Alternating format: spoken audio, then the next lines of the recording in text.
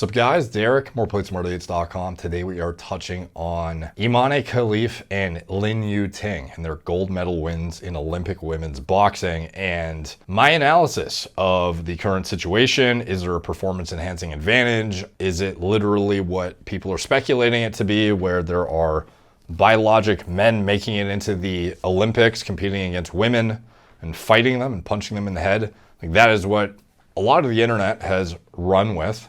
And I feel like there's a lot of missing information though, which I hope to at least elucidate to give more takeaways that could be informative for the situation and kind of give my stance on it. So basically, these two individuals have been disqualified previously last year for failing a gender verification test where purportedly they were verified to be biologic men. It seems like the Imane situation has gotten a lot bigger though, in that despite the fact that they have a pretty similar situation, they both were disqualified for the same thing. Imane had I forget which round it was, but one of the opponents basically quit mid-match because she claimed she has never been hit that hard in her life. So in the middle of the Olympics, literally just throwing in the towel mid-fight because you've never been hit that hard. And then this individual, it comes out shortly after that they've failed a gender verification test and they've been disqualified within, the last year from competing. The internet went absolutely haywire. And objectively, both of these individuals, Lin and Imane, look more masculine than most females. Like, we can say with relative certainty that most people would agree that they look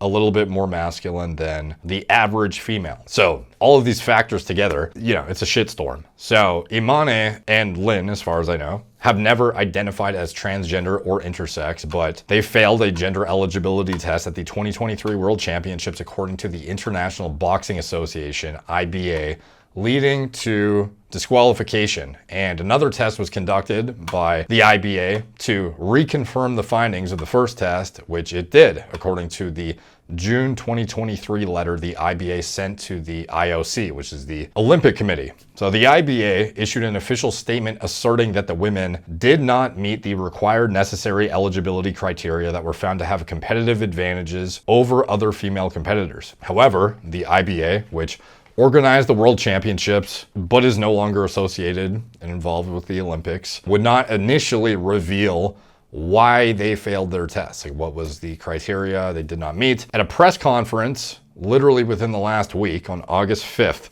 the IBA, which no longer oversees Olympic boxing, apparently for concerns about its integrity and links to Russia and some other stuff, take from that what you will, finally clarified that Khalif and Lin's test results revealed chromosomes that made them ineligible to compete in the women's category. So the results summary were abnormal, and the interpretation was chromosomal analysis reveals male karyotype, and they both had the same results. A male karyotype means the general appearance of an individual's complete set of chromosomes is that of a male, and this can be assessed photographically. You can see a depiction of the XY chromosomes through lab test results, and this is supposedly what happened. So this is a quote: "The problem was not with the level of Khalif's testosterone, because that can be adjusted nowadays, but with the result of the gender test, which clearly revealed that the Algerian boxer is biologically male." This is apparently a total of 5 boxers had been examined, including Khalif, by the IBA, and all of them were indeed men.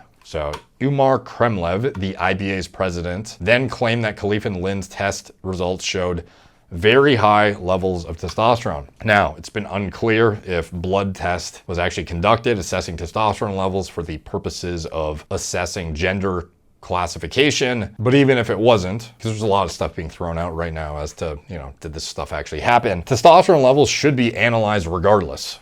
This isn't like for gender verification purposes necessarily, but just straight up, any governing body should know if an athlete's testosterone levels look male or not via the biological passport data that they should otherwise be collecting via their WADA accredited steroidal module. So everybody in high level sport, basically any athlete that is subject to drug testing would, under WADA guidelines, would have a WADA accredited biological passport that shows longitudinal data assessing their androgen levels and metabolites and the ratios of them and absolute values for excretion patterns and whatnot. So everyone has their testosterone tested via the steroidal module of the biological passport. This is like the most basic of testing. that should be collected among all athletes. So they should already have the answer as to if these individuals have male-looking testosterone levels or not, as should the Olympics. The governing body should know this already. They just may not otherwise want to disclose. As far as exclusionary criteria, that the technical and competition rules that apply to the IBA are obviously quite different than that of the IOC. Last year, these individuals couldn't compete at the World Championships because of these verification tests via chromosomal analysis, whereas in the Olympics, that is not happening, nor are they taking those tests into consideration whatsoever. And apparently, neither are testosterone tests being done, or to the extent that they're not being considered for exclusionary criteria. So the IOC has insisted the fighters were born and raised women, but the IBA has continued to insist its tests suggest their eligibility for women's boxing is in question. So IBA doesn't think they should compete, IOC thinks they should, and people should leave them alone. Kind of a debacle. So what is the IOC's position on eligibility for women's sports? So this is, I got interested because I've seen over the years the goalposts being moved in multiple different sports and disciplines, depending on how much scrutiny is happening. Transgender athletes that have basically worked their way into certain sports.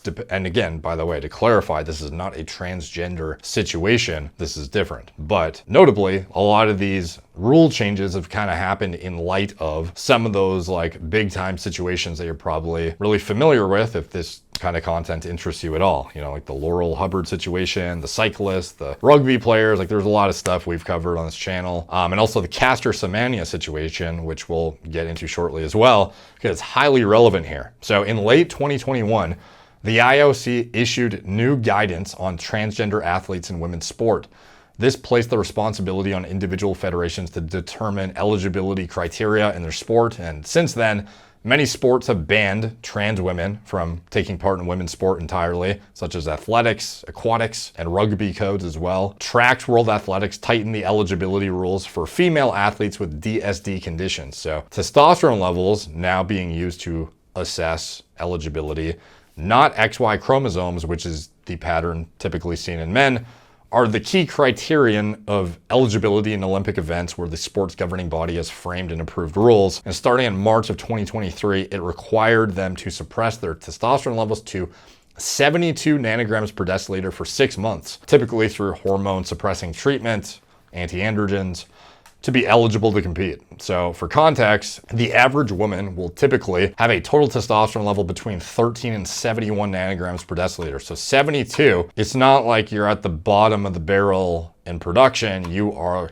literally on the threshold of arguably too high as is. It's a generous, I would say, cutoff, depending on your response to those hormones, which is where we get into some of these very unique medical conditions. So anyways, 72 nanograms per deciliter. Remember that, it's the top of the female range. That is the cutoff that they have. I mean, you can understand how they arrived there, at least. If they have to come up with something, it kind of makes sense how they arrived there. It used to be 10 nanomoles per liter, which is like, I think 288 nanograms per deciliter.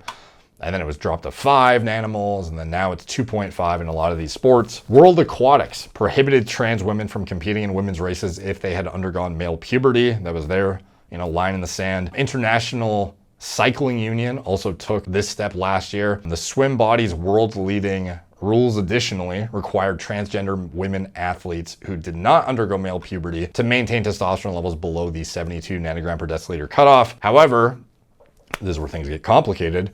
The rules have been applied differently. So there are sports in which trans women or athletes with differences of sex development, DSD, I probably should have mentioned what DSD was earlier, can compete. Boxing is one of those, as the IOC, which has been overseeing Olympic boxing, hasn't updated their eligibility criteria rules. And literally the criteria of eligibility this year was based on their passport saying they're female, apparently. So the IOC said it supports the participation of any athlete who has qualified and met the eligibility criteria to compete in the Olympic Games as established by their international federation. The IOC will not discriminate against an athlete who has qualified through their international federation on the basis of their gender identity and or sex characteristics. So, troublesome, as you can imagine. Let's talk about Caster Semenya. I think that is probably the most prime example of a gold medal caliber athlete who underwent similar levels of scrutiny, all but in a different event, but in a much less private way. But I think it gave a lot of insight into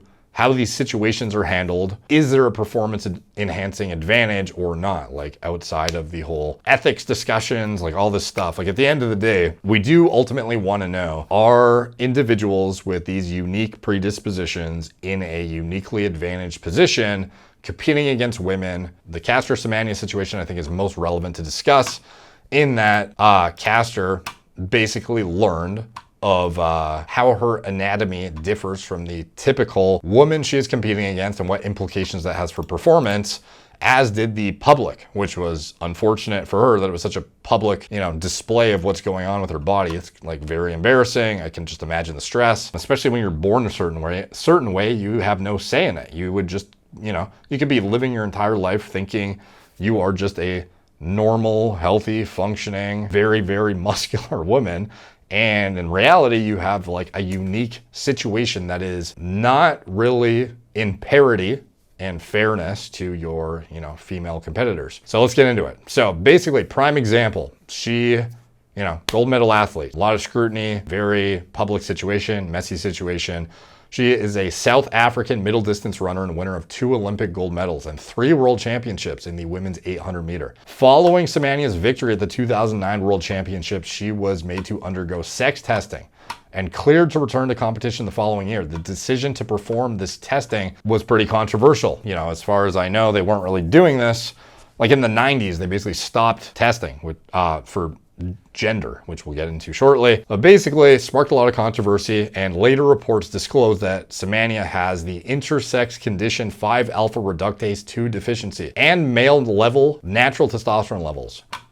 Pretty startling discovery, especially if you had no idea going your whole life thinking that, you're just uniquely advantaged, but you don't realize you have what we're going to get into shortly is internal testes. So in 2019, new IAAF World Athletics rules came into force for athletes like Semenya with certain disorders of sex development, DSDs, requiring medications to suppress testosterone levels in order to participate in the 400 meter, 800 meter, and 1500 meter women's events. Semenya refused to undergo the treatment, which is now mandatory, and has filed a series of legal cases to restore her ability to compete without testosterone suppression, arguing that the rules are discriminatory. In March 2023, World Athletics made its rules for Semenya and other DSD athletes even more restrictive, requiring them to lower their test levels below a threshold of 72 nanograms per deciliter for 2 years before competing. So it's getting more and more strict depending on the event, as we'll see. Although Semenya was assigned female at birth, she has the intersex condition I mentioned, 5-alpha reductase 2 deficiency, and this condition only affects genetic males with XY chromosomes. Individuals with this deficiency have normal male internal structures that are not fully masculinized during the development of the reproductive system in utero due to the low levels of DHT that would otherwise be produced via this enzyme that is absent in activity, essentially. And as a result, the external genitalia may appear ambiguous or female at birth. Caster Semenya has said that she was born with a vagina and internal undescended testes, but she has no uterus or fallopian tubes and does not menstruate. Being born, without the uterus, being born with internal testicles, those don't make me less a woman. Her internal testes produce natural testosterone levels in the typical male range. So obviously a problem there for fairness, at least, a pretty highly debated situation, and nowadays highly relevant given the current situation. So now moving on to history of sex verification in the Olympics. How do they actually screen for this stuff back in the day, and how do they do it now? Or do they? So the sex of an individual is usually determined by a pair of sex chromosomes. Typically females have 2 of the same XX sex chromosomes. Males have 2 different kinds of sex chromosomes, XY. Y chromosome is responsible for triggering male development, and the absence of the Y chromosome, the fetus will undergo female development. You probably heard that we all start as females. Like, this is kind of what they're referring to. There are various rare exceptions though, which is what makes this really, really complicated. So a single sex determining region Y protein called SRY, you might have heard of this if you've been following the situation. This SRY gene being present on the Y chromosome acts as a signal to set the developmental pathway towards masculinization. And mutations in this gene lead to a range of disorders of sex development with varying effects on an individual's phenotype and genotype. And one of the most controversial uses of this gene was as a means of sex verification in the Olympics under a system implemented by the IOC in 1992. So athletes with an SRY gene were not permitted to compete as females, although, many of them might be assigned female at birth. If they had this gene, they were essentially told, you're a man and you can't compete. Now, at the 96 Summer Olympics, apparently all the athletes in which this was detected were ruled false positives and were not disqualified. Specifically, 8 female participants out of a total of 3,387 at these games were found to have this gene. However, even though they have this gene, after further investigation of their genetic conditions, all these athletes were verified as female and allowed to compete. So these athletes were found to have either partial or full androgen insensitivity despite having an SRY gene, making them externally phenotypically female. And in the late 90s, a number of relevant professional societies in the US called to eliminate this gender verification, thought it was ineffective and seemingly unethical, and basically it was eliminated by the 2000 Summer Olympics. And this was followed with the new implementation of hormone level cutoffs as a means of assessing, are you too male, essentially? Now, you can just imagine how this gets really complicated, because if you were somebody who, via an analysis have been determined that you were meant to go down a developmental pathway that is biologically male, but you otherwise have a mutation in the gene that encodes for, 5-alpha reductase, where you have androgen receptor insensitivity, so you don't actually respond to the androgens to actually masculinize to whatever severity the androgen receptors are actually functional or dysfunctional. You have a spectrum of sexuality, essentially, whereby individuals may have partial viralization, complete lack of viralization, or otherwise totally female, essentially, with exception of their genetic makeup. It all is a spectrum, and that's what we're going to get into now, is the actual performance enhancing advantage. Is there one? So for Imane Khalif and Lynn, the situation seems cut and dry. If you have XY chromosomes and a functional SRY gene, which is what we can discern from the tests of the IBA, a lot of people are saying you shouldn't compete against women, full stop. That's what a lot of people will say, and I totally understand why they would conclude that. However, what muddies the waters on this is the huge difference in how different categories of DSDs and conditions can impact not just your synthesis capacity of androgens, like how much you can actually make, or your testes actually functional. Do you actually have them still? Because some of these individuals end up getting gonadectomies, we're going to get into it all. But in addition, baseline, it's anatomical infrastructure and the spectrum of how you respond to those hormones. So in the case of Castor Semenya, we know the condition in question was specifically 5-alpha reductase deficiency. So let's get into that first, because I think this is the most ideal example of a situation in which an individual who otherwise is genetically on the path to becoming a man deviates from a deficiency in, a mutation in the gene that encodes for an enzyme that is responsible for the production of the main androgenic hormone that dictates male sexual differentiation and maturation in adolescence, but retains male advantages via their inherent testosterone. So this is on one side of the spectrum, a condition in which this individual probably, at least in my opinion, has a significant advantage, pending their testes are infrastructurally sound enough to produce male amount of hormones. And this is where, again, the imperfect testosterone test is absolutely not an ideal way to go about having exclusionary criteria or whatever when some of these individuals actually have complete absence of response at the androgen receptor, which we'll get into too. But first, let's get into this example because I think it's the most relevant to kind of set the stage here. So Castor, who asserts, it doesn't matter what I have, what I'm born with, I'm a female, it's fine, let me compete. So basically, Castor's situation is a deficiency in this 5-alpha reductase enzyme activity where, and this is literature backed, you can double check what I'm saying. Basically, genetic males with male gonads do not produce enough DHT because they have a mutation in the SRD5A2 gene. So this mutation prevents 5-alpha reductase from converting testosterone into DHT adequately. Dihydrotestosterone, the most androgenic hormone in the body, responsible for an array of things, but the most notable being sexual differentiation and maturation / masculinization. So depending on the severity of their deficiency, which notably is a spectrum, because again, this mutation in the gene, it's not just like you completely lack the capacity to make DHT. Some individuals, they need to be diagnosed via a threshold ratio of testosterone to DHT or literal analysis of their genitalia. So males with 5-alpha reductase deficiency can be born with genitalia that is not obviously male or female. It's ambiguous. In some cases, their genitalia appears female, or in other cases, they definitively have male genitalia, but it is unusually small, so micropenis, with the urethra opening on the underside of the penis. And during puberty, testosterone and DHT spike significantly. Now, in general, this would be when individuals undergo full-blown puberty and totally mature into adult men.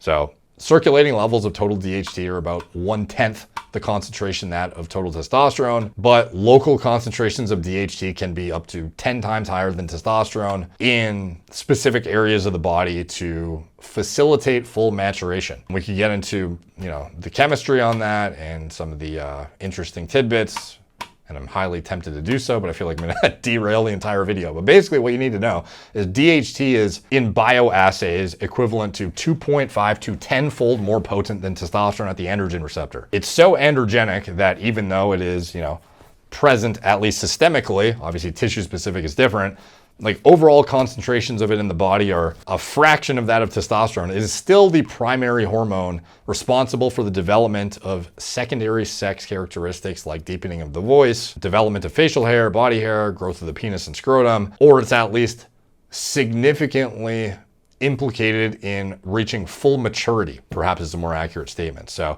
during puberty, men with deficiency in this enzyme do not develop much facial hair, body hair, notably no androgenic alopecia. And this is kind of the inception of some of these hair loss prevention drugs, which operate via this enzyme pathway. But anyways, and they also have a small prostate. Many males with 5AR deficiency are actually raised as female until they hit puberty because they didn't have enough DHT to markedly differentiate themselves as males pre-puberty. So they were born, appeared to be female, and then, when they hit puberty, all of a sudden the spike in testosterone makes it a bit more obvious that things are not like classically female. Once they hit puberty and test levels spike, the penis and other androgen supported structures start to enlarge. But still, without the DHT, you don't end up having full maturation. Penis doesn't grow to full size like it would. Facial hair doesn't develop. Prostate growth doesn't happen as much, etc. So most notable though about this is the fact that with DHT deficiency, with intact testes and male testosterone levels, you will still have male levels of performance. Undoubtedly. So with this condition, the gonads can still function and produce male levels of testosterone, and androgen receptors are fully functional, meaning you get male levels of bone mass, muscle mass, general anabolic activity, erythropoiesis. It's not, the erythropoiesis is still going to be driven through DHT too, but like if you have male level testosterone, you are getting all of the anabolic activity that a male would have with those levels. So despite being a more potent androgen, unlike testosterone, DHT is inactivated by the enzyme 3-alpha hydroxysteroid dehydrogenase, 3-alpha HSD, in muscle via its conversion into a very weak androgen known as 3-alpha androstenediol. So basically, DHT is present in specific tissues to drive sexual differentiation and maturation, but does almost nothing for muscle growth. And this is very apparent in male pseudohermaphrodites who are inherently 5-alpha reductase deficient due to genetic mutations. So here's an example. One study involving brothers with different DHT levels, the male with partial, and this is partial by the way, 5-alpha reductase deficiency experienced reduced sexual development throughout puberty, but actually gained more muscle mass than his brother. This is a picture of them together. The man on the left has a 5-alpha reductase deficiency, and his brother on the right doesn't have a deficiency. The man on the left has a higher testosterone level. So you heard correct, higher, and is more muscular and has less androgenic alopecia than his brother on the right who has normal DHT levels. So they look both like males, and one has some of the, hallmarks of natural male development, whereby they start to have temporal recession, etc. But the male with higher test levels and 5AR deficiency still has, development as a male, just not to this degree that they would have otherwise with adequate DHT. But notably, the biggest takeaway in my opinion on that is normal muscle. So male level muscle tissue in response to the male androgen testosterone that you are producing. So even in studies when this is, fully wiped out, like almost essentially manually replicating what is, the Semenya situation, more or less, depending on the actual structural integrity of what her gonads were capable of producing testosterone-wise, which sounds like, it was male territory level still. Ultimately, in studies where adults have their DHT levels completely wiped out with a nuclear level 5-alpha reductase inhibiting drug called dutasteride at 2.5 milligrams a day, which can wipe out upwards of 98% of systemic DHT, if I recall correctly. These participants did not experience hindered muscle growth at all. And personally, I've actually been on dutasteride myself for hair loss prevention. And despite having lower DHT levels than a girl, it has absolutely zero impact on anything perceivable that I've noticed, except for a bit less back hair now. And I don't lose my scalp hair as fast now. So testosterone pulls the weight from an anabolic standpoint. Just fine. So for someone to have a 5-AR deficiency as they grow up, it will prevent them from going through puberty and fully masculinizing, but they still have fully functioning androgen receptors and their body will still masculinize to the capacity that their natural male level testosterone levels will allow, which is contingent on the functional capacity of their testes, which will vary. But, ultimately individuals, regardless if they have full 5-AR deficiency or partial, and again, like Castor, I believe it was just only deficiency in the type 2 isozyme, if I recall correctly. The dutasteride example I gave inhibits all 3 isozymes, which is basically every type of enzyme that 5-alpha reduces testosterone to DHT is completely nuked into nothingness through irreversible inhibition at a max dose. You have probably the same or lower DHT levels in Castor Semenya. You have no inhibited muscle. Like these individuals in these studies, it's a highly replicated and repeatable and predictable finding that DHT inhibition does not really impact muscle growth capacity at all.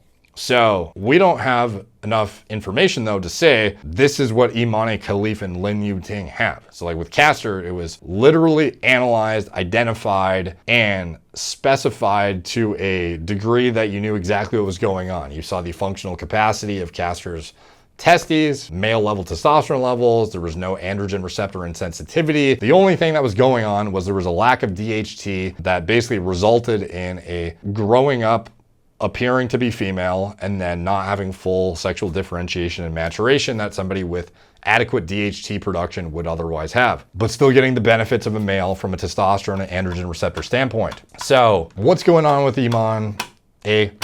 however you pronounce that, Imane and Lin? So we don't have enough information to say, and it sounds like they might not either. But again, this is why I wanted to elucidate the 5-alpha reductase deficiency specifically, because this is one of these conditions that could result in somebody who is growing up with what is essentially female seemingly anatomy, but has the performance enhancing advantage of being a man. That is one extreme example. Now, here are some other ones which get a bit more complicated. So there are other categories of DSDs and conditions arising from different gene mutations, enzyme deficiencies, or an array of different things that could appear on paper to be just as unfair. Your XY, you've had this, the SRY gene, etc. You could fail a sex verification test, but in the same manner, but not actually get a advantage even comparable to Castor Semenya. So for example, this is documented in literature.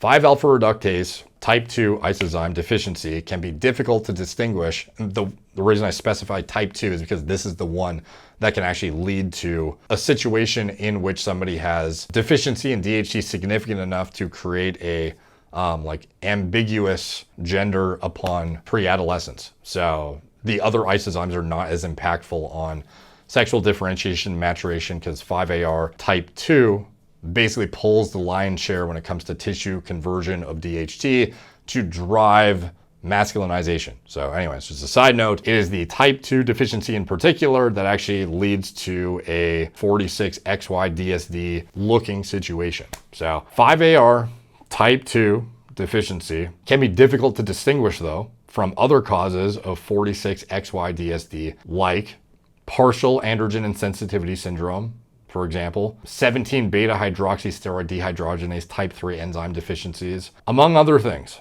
So if you didn't use blood work to analyze testosterone to DHT ratios and use precise anatomical imaging, you would actually find that, and by the way, also bone density, muscle mass is always going to be greater in individuals with the 5AR type 2 deficiency in contrast to 46XY DSD from other causes like partial androgen insensitivity and the enzyme deficiency I just mentioned, because the different net impact on androgen mediated transcriptional activity of the receptor at the receptor itself is that it's just not the same. So the net outcome, despite having, XY chromosomes, also high levels of testosterone, a functional SRY gene, even if you are externally phenotypically female, it's entirely possible that an individual could have partial or complete androgen insensitivity. So the reason I kind of brought up this comparison to begin with is, as I mentioned, the 5AR type 2 deficiency can be difficult to distinguish from other causes when you just look at an individual. They could undergo the same degree of masculinization, but it's their lack of DHT and amount of testosterone that has pushed them to the point they're at of whatever spectrum of masculinization they're at. Whereas these other conditions, they might have full capacity to produce DHT. They might actually have high testosterone and DHT, but the way they actually respond to those hormones puts them at a level that appears to be similarly masculinized to the 5AR deficiency individual. But this individual has the performance advantage of testosterone and no DHT, or almost none.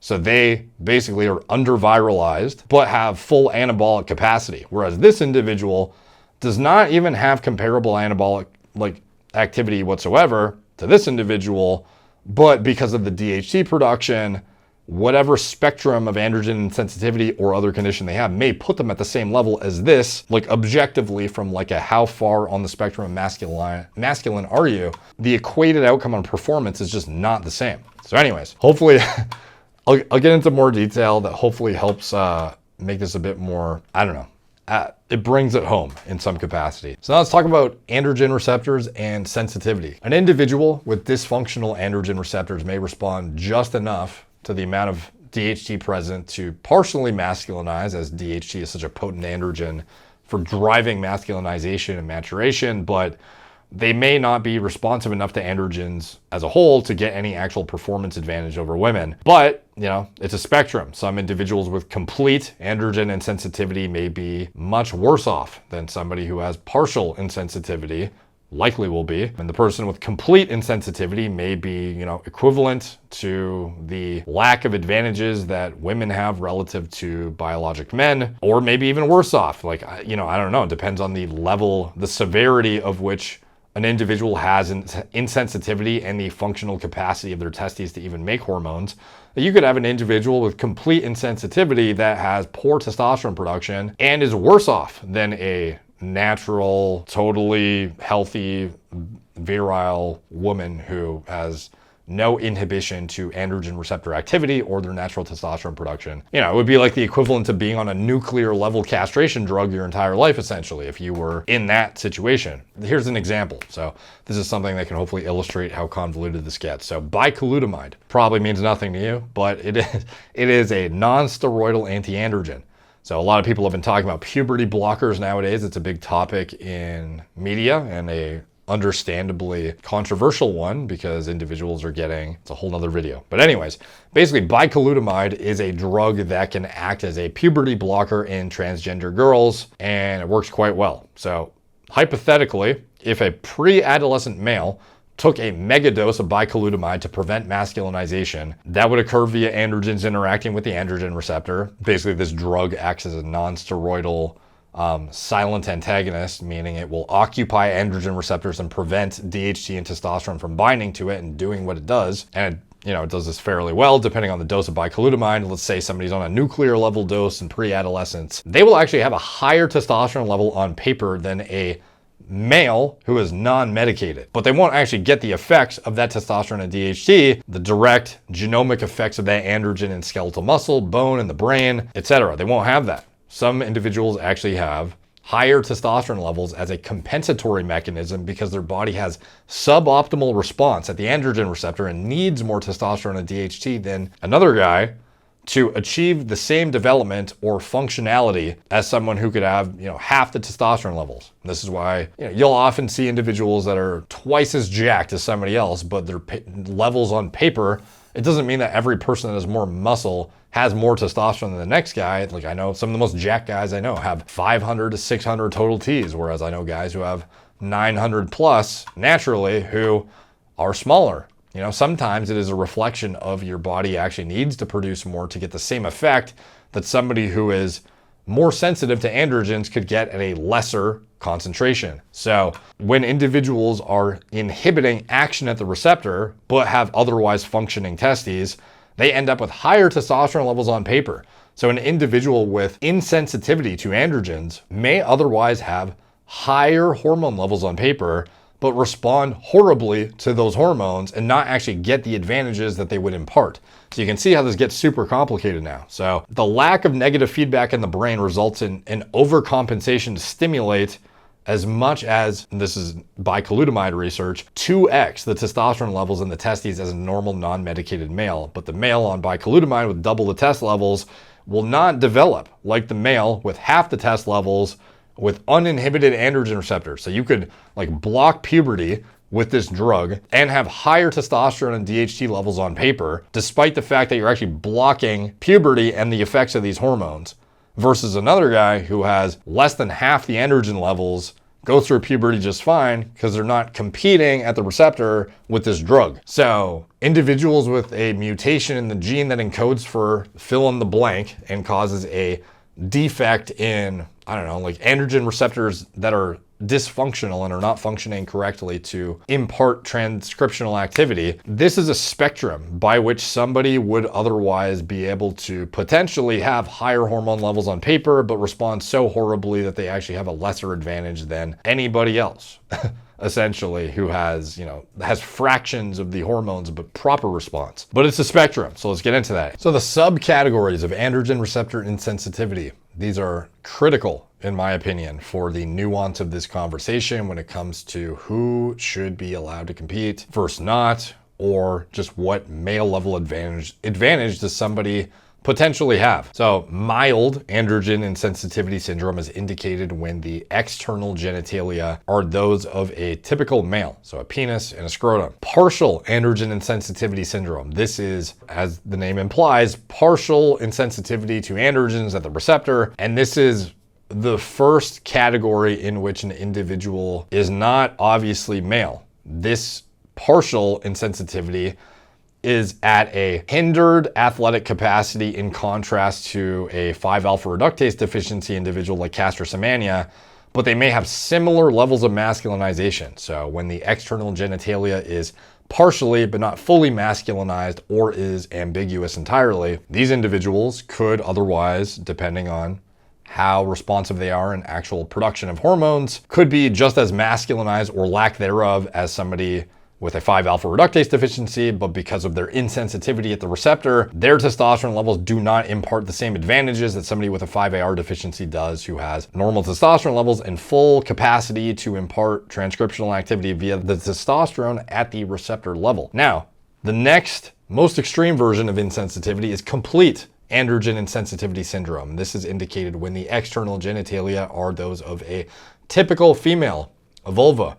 Now, obviously, these are three categories, and as you can imagine, there's a spectrum within these three categories by which things get, as if it wasn't complicated enough, even more complicated, because it's like the identification of this can be highly scrutinized as to which of these you fall into as an individual. So hormone levels have been reported in gonadally intact individuals with complete androgen insensitivity syndrome in a number of studies, which is notable because it really calls into question the credence of these testosterone threshold values to begin with in Olympic testing. And these individuals, hormone levels are similar to those of males. High test levels, relatively low estradiol levels, but expectedly, even with those high testosterone levels, complete androgen insensitivity syndrome is associated with decreased bone mineral density and muscle mass in contrast to healthy, unaffected biological males. And bone and muscle mass, expectedly, these categories, the higher up on the categorical classification you are, from complete to partial to mild, the more mild it is, the closer your bone and muscle mass will be reflective of that of a normal biologic male with no issues at the receptor. That is probably a logical, most people would assume that to be logical, but it's worth noting nonetheless. Now, some of the anatomical differences between genders, I think most are probably familiar with the fact that there's obvious differences here. And as you would expect on the spectrum of masculinization versus maintaining full femininity, you will have differences in how somebody develops in terms of anatomical advantages. So individuals with androgen insensitivity are typically going to be taller, slightly longer limbs and larger hands, which obviously could be advantageous when punching somebody in a boxing ring. Also, lung volumes will differ. So on the extreme, you have female versus male. There's a difference of 10 to 12% in lung volume, with females having 10 to 12% smaller lung volumes than males. And depending on the spectrum of androgen insensitivity, this will impact where on this differential you actually land, because it could be, if it's complete insensitivity, you may be like far on the end of, you don't have some of these same advantages from an oxygen carrying capacity standpoint via multiple variables, not just lung volume, which we'll get into in a sec. But in general, females are going to have lower oxygen uptake capacity, which is expected. Females also have about 85% the heart size of that of males, and the volume of blood they can actually pump around the body as a result of that, obviously less. Heart size of males translates to a larger stroke volume as well, and VO2 max as a result is going to be 15 to 30% higher in elite males than in females, based on just straight up sex differential in terms of the anatomy. Functional capacity of the lungs as well varies based on even a propensity to asthma. So androgen exposure seems to lower the incidence of asthma. So the more female you are, the more likely you are to have asthma, seemingly.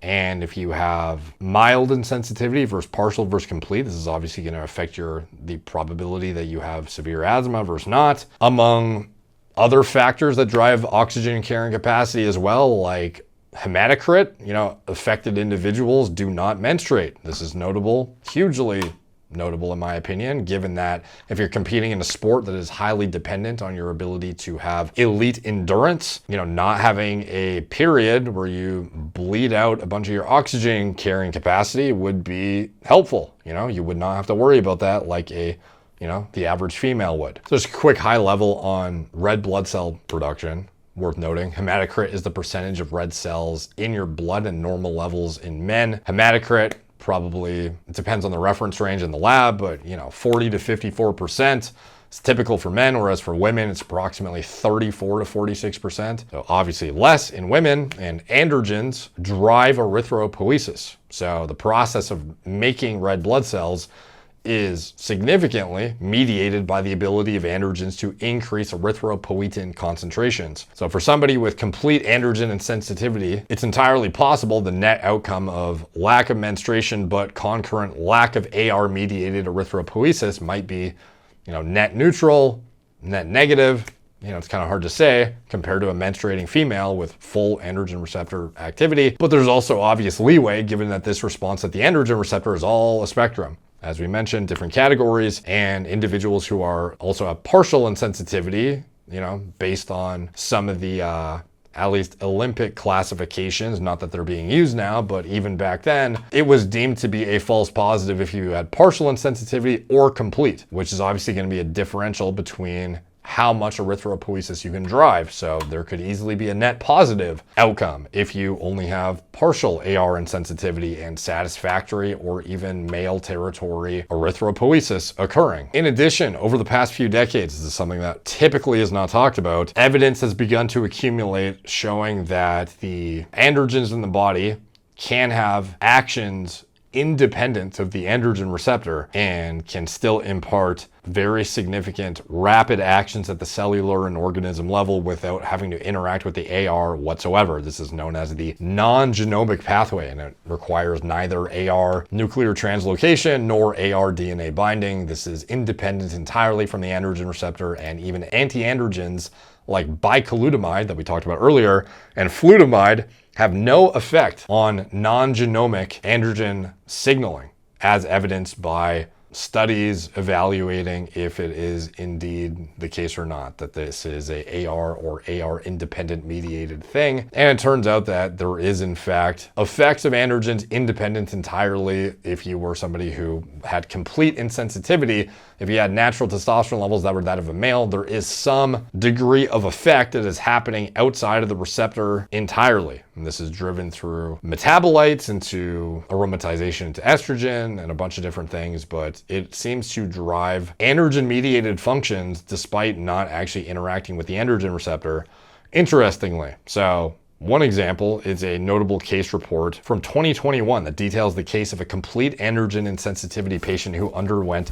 gonadectomy at age 26. So gonadectomy is the actual surgical removal of their gonads. And after they had that removal, they actually had a decrease in libido, like very significant decreased libido, but they were able to reverse it by using testosterone. Very interesting, because if this person had complete androgen insensitivity, you would think, okay, well, when you remove their gonads, there's gonna be no difference in terms of how they feel, how high their libido is, etc. But the fact that it dropped dramatically and then increased back up with testosterone therapy indicates that there's something going on independent of the AR. So testosterone therapy led to a robust increase in sexual function, which is inconsistent with a genomic action of testosterone. And it is speculated, this could be partly mediated by central aromatization, because estrogen does drive some level of sexual function for sure. If you've ever crushed your estrogen with aromatase inhibitors, or bodybuilders know just how bad it can be to have low estrogen, but high test, you can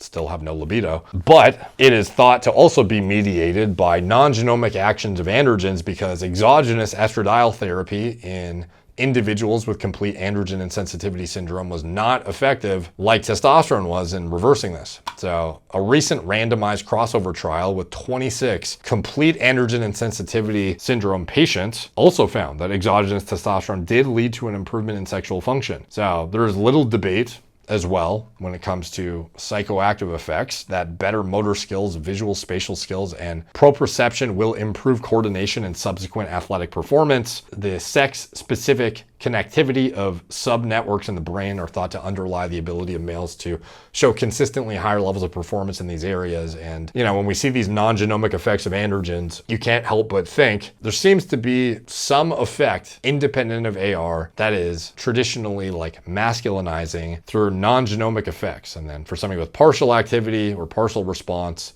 you can assume they're going to have some of these like male characteristic effects that otherwise give them a uniquely male spectrum level advantage over females. And that's just over females without any predispositions like this, which is just the reality. So depending on the mutation, a person with a 46XY karyotype in androgen insensitivity syndrome can have either a male or female phenotype, or may have genitalia that are only partially masculinized. And ultimately, this insensitivity syndrome is the largest single entity that leads to 46XY under masculinized genitalia. So even with unethical level scrutiny, if you want to call it that, someone with partial androgen insensitivity syndrome could still pass like the most crude sex verification test if they are exempting all individuals that are XY with partial androgen insensitivity syndrome and complete. They could compete against women and potentially, depending on the condition and severity, have a net advantage via higher testosterone levels, some level of direct genomic effects if they have partial insensitivity, the full capacity of the non-genomic effects of androgens, which are becoming more well understood as the years pass and more literature emerges, longer limbs, bigger hands, being taller, more muscle mass, depending on the severity, bigger lungs potentially, bigger heart, less prone to asthma, more erythropoiesis, not menstruating. There are a lot of factors here. So in the Semenya case, revisiting this for a final time, the extreme example of somebody who's a gold medal winner but has fully functional internal testes producing male level testosterone, functional androgen receptors, having undergone full development, or at least the development to which the testosterone levels allow, masculinization wise, but on the muscle tissue, bone mass, etc. side, like that is full capacity of those natural testosterone levels, without inhibition via anti-androgens, because this wasn't a mandatory requirement when Castor was competing until she decided not to compete anymore because she would not abide by those rules, but she was able to still win when that was not a requirement. Like, it's hard to argue that that individual with that specific set of circumstances does not have a significant unfair advantage. You know, you could argue the whole, individuals who have unique genetic predispositions like Michael Phelps or whatever that result in unique performance advantages over competitors. You could argue that, well, this is just that again, but then it calls into question what is the validity or actual point of even having segregated gender categories at all. Like, we have men's sport and women's sport. Like, does it even make sense at this point when you are just claiming that an individual who has internal testes that produces male level testosterone levels and fully responds to those testosterone levels is a superior female? Like, that's basically what you're claiming from a performance standpoint if you wanted to shoehorn that person into a female division. That's not to say that it's fair for that person, but it's certainly not fair for women who have to deal with normal female physiology to compete against somebody who has literal male development. Like, that is not fair. So I would say in the case of the 5-alpha reductase deficiency, depending on the person, depending on the functional capacity of the testes, etc., like, that is a situation where that person should have been probably identified and subject to either. I don't necessarily think that the whole anti-androgen situation, the threshold cutoffs, I don't necessarily think that's a perfect system. But at the end of the day, Castor should not, in my opinion, somebody with that level of unique predisposition should not be put in the exact same playing field as somebody who literally does not have these same organs to work with. Like, it's different when you talk about males who have specific anatomy for males that give them an advantage, like Michael Phelps, or mutations in genes that encode for some process that is significantly more efficient than another male. But at the end of the day, like, this is the criteria we're dealt with, is segregating sport by gender. Once you start to shoehorn individuals with male territory performance via their male predisposed development that they actually were supposed to go down should they not have had a mutation in the gene that encodes for 5-alpha reductase, like, you've essentially defeated the integrity of these gender categories entirely, to which it's like, what's the fucking point? You might as well have everyone compete against everyone at this point, which is obviously dumb, but I mean, I don't think that case makes sense to have somebody with that unique of an advantage competing against just straight up women without internal testes. However, what is the takeaway for this situation with Imane Khalif and Lin? So I think chromosomes matter. I think the genes matter. I think the hormone levels matter. And I think the DSD category plus medical condition of these fighters matters. I think a lot of this information we just went over is of critical importance to carefully evaluate in a nuanced manner among each fighter. And it was essentially just thrown out the window in Olympic boxing, seemingly, as there was not only no sex verification testing, but there was also no testosterone threshold cutoffs or regulated limits in the Olympics, nor were there, mandatory anti-androgen requirements or anything of that nature. I'm not to say that that's a perfect system, but at the end of the day, like, there was nothing in place to prevent somebody from competing who has, even greater predispositions than, Castor, seemingly. So despite, neither of those tests are perfect, and there's a ton of room to maneuver and cheat that system, but there's a reason why other sports at least have cutoffs in place to do something, to try and somewhat allow parity here and to be inclusive. So despite other sports in the Olympics this year having rigorous cutoffs, there is no formal oversight body for boxing. Supposedly the IOC created an ad hoc boxing unit to temporarily oversee the boxing competition in Paris, and this unit has no guidelines for gender eligibility, seemingly, or the extent to which it is basically allowing boxers to compete as females if they have female gender markers on their passports or legal documents. So if you had a passport that showed you were a female, you were eligible to fight in the women's category. That is what we've been led to believe. So to determine if Imane Khalif or Lin Yuting have a semblance of a male level advantage, they need to be tested. And until the IOC makes clear what their specific criteria is for eligibility above and beyond what's on your passport, and how they're ensuring fairness in situations like this that can be, debated at that point as to if that criteria is sufficient or not. We can only assume, without any more information, that there is a possibility that under-virilized men are winning gold medals in women's sports at an Olympic level and also punching women in the head in the ring. Like, that's, with the lack of information given, we can assume that that is certainly a possibility, and it's wild that this is occurring in 2024. It's very unfortunate that these two individuals that, again, not born as biologic men going through full puberty and then transitioning to women and then trying to compete in boxing or something, these individuals are born as women and believe wholeheartedly that they are just natural, normal, healthy young women, and all of a sudden are thrust under scrutiny like this and basically getting shit on by the public for having competed against women. I think it's a highly contentious and weird situation.